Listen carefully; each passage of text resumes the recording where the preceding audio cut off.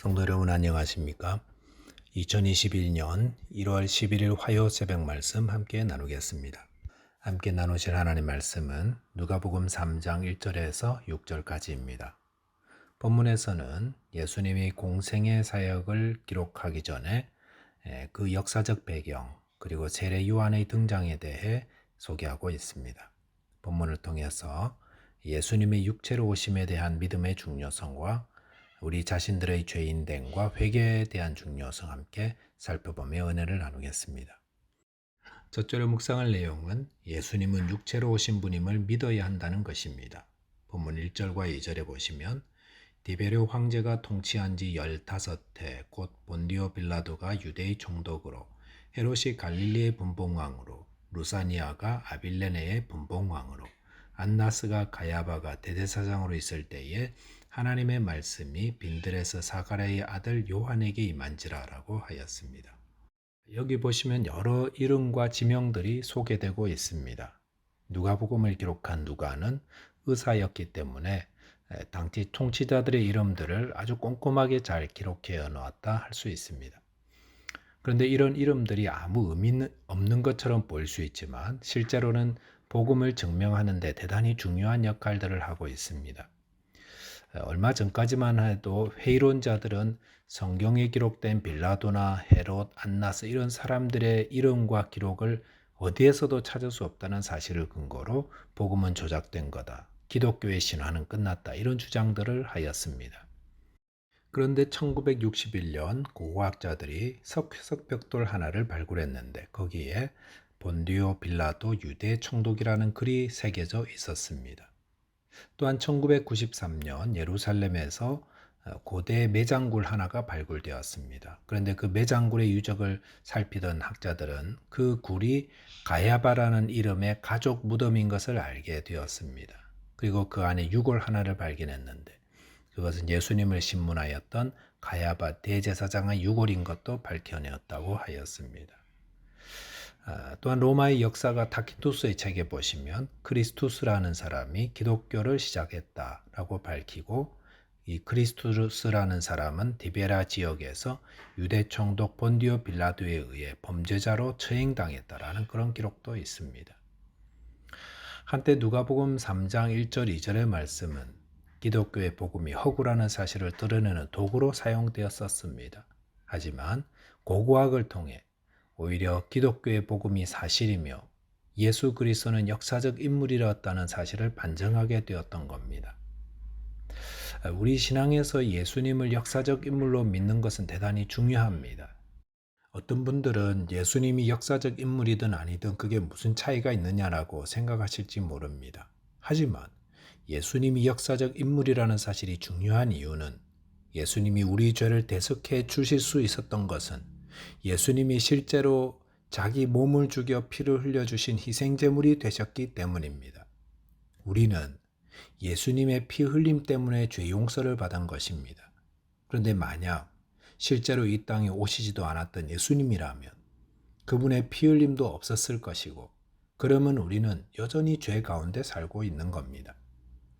구약시대 백성들이 자기 죄를 용서받으려면 양이 죽는 것을 상상하고 이야기한다고 되는 것이 아니었습니다. 죄를 용서받으려면 직접 양을 데려다가 회막 앞에서 칼로 죽여야 했고 피를 흘리고 살을 잘라내고 번제로 태워드려야 했습니다. 그것은 상상이나 이론으로 되는 것이 아니라 생생한 현실이었습니다. 예수님이 만약 육체로 오지 않으셨다면 우리를 위한 그 생생한 피 흘림이 없었을 것이고 우리를 위한 하나님의 용서도 이루어지지 않았을 것입니다.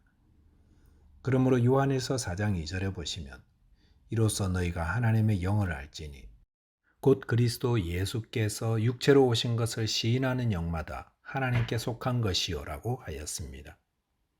예수님의 인간의 몸을 입고 역사 속에 직접 태어나신 것은 성경이 증거하는 바요. 또한 고고학을 통해 증명된 내용입니다. 저와 여러분께서 예수님이 이 땅에 친히 인간의 몸을 입고 오셨음을 더욱 분명히 확신함으로 바른 신앙 위에 믿음을 세우게 되시기 바라겠습니다. 두 번째 묵상할 내용은 나의 죄인됨을 고백하며 회개해야 한다는 것입니다. 본문 3절에 보시면 요한이 요단강 부근 각처에 와서 죄사함을 받게 하는 회개의 세례를 전파하니라고 하였습니다. 예수님의 공생의 사역을 소개하기 전 누가는 세례 요한의 사역을 먼저 소개하고 있습니다. 누가복음 1장 17절에 보시면 세례 요한의 사역은 하나님이 보내실 구원자를 맞이할 때 주님의 택한 백성들을 준비시키는 일이라고 하였습니다. 그래서 누가복음 2장 76절에서는 주 앞에 앞서가서 그 길을 준비하는 자라고 세례 요한을 말하였습니다. 즉 세례 요한은 하나님의 택한 백성들이 어떻게 예수 그리스도를 통해 구원을 받게 되는지 준비시켜주는 자입니다. 그 말은 우리가 예수 그리스도를 통해 구원받으려면 어떻게 준비되어야 하는지 세례 요한을 통해서 볼 수 있다는 것입니다. 그것이 무엇입니까? 본문 3절에 보시면 세례 요한은 죄 사함을 받게 하는 회개의 세례를 전파했다고 하였습니다. 세례 요한이 예수 그리스도를 만나게 하기 위해 사람들에게 준비시킨 것은 그들에게 자신의 죄를 고백하며 회개의 세례를 받게 하는 것이었습니다. 이것은 우리가 예수님을 믿고 구원받을 때에 자신의 죄를 회개하는 자 되어야 한다는 것을 말합니다. 회개하지 않은 자는 예수님을 믿고 구원받지 못합니다.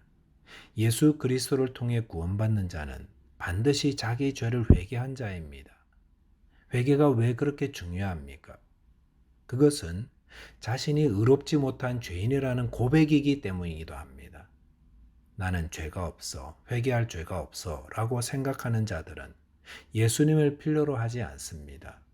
하지만 자신이 죄인됨을 알고 회개하는 자는 자신이 하나님 앞에서 의롭지 못하다는 사실을 알기 때문에 하나님이 보내신 구원자 예수님을 믿고 구원을 얻게 되는 겁니다.